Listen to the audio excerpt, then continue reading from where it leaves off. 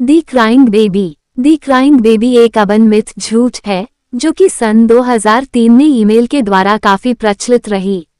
यह एक औरत की कहानी को बताती है जो एक रात अपने घर में अकेली होती है और उसको अपने घर के बाहर से एक बच्चे के रोने की आवाज आती है।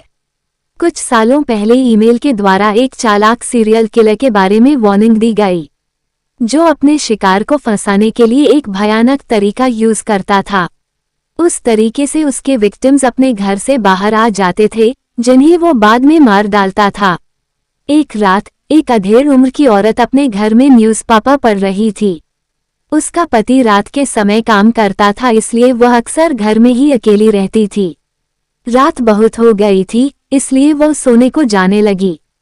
तब उसे घर के बाहर से एक आवाज सुनाई दी। वह आवाज किसी बच्चे के रोने की लग रही थी, जो घर के बाहर झाड़ियों से आ रही थी। वह आवाज बड़ी अजीब थी, पर वह जानना चाहती थी कि यह किसकी आवाज है। तभी उसका डॉगी दरवाजे के सामने भौंकने और गुर्राने लगा। उस औरत को बड़ा ही अजीब सा महसूस हो रहा था। वह आगे नहीं बढ़ी और अपनी जगह रुक गई। उसने पुलिस को फोन लगाने का निर्णय लिया। जब उसने पुलिस वालों को बताया कि उसने एक रोते हुए बच्चे की आवाज सुनी है, तो पुलिस वालों ने उससे कहा कि कुछ भी हो जाए, दरवाजा मत खोलना, हम अभी आते हैं। उस औरत ने फोन रखा और कुछ मिनटों बाद वहां पर पुलिस पहुंच जाती है। एक पुलिस वाला उसका दरवाजा खटखटाता है, जबकि दूसरे पुलिस वाले झाड़ियों में कुछ ढूंढ रहे होते हैं। उस औरत ने दरवाजा खोला और वह पुलिस वाला अंदर आया। उसके हाथ में एक गुड़िया थी। उस गुड़िया के पेट के पास में एक टेप रिकॉर्डर थी।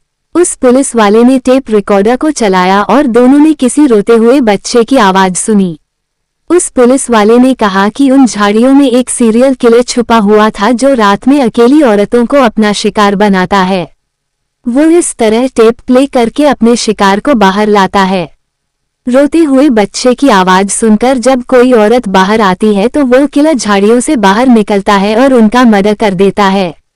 पुलिस वाले ने कहा कि बीते कुछ दिनों में कई औरतों के उनको फोन आए हैं, जो कहती है कि उनके घर के बाहर से किसी बच्चे के रोने की आवाज आ रही है।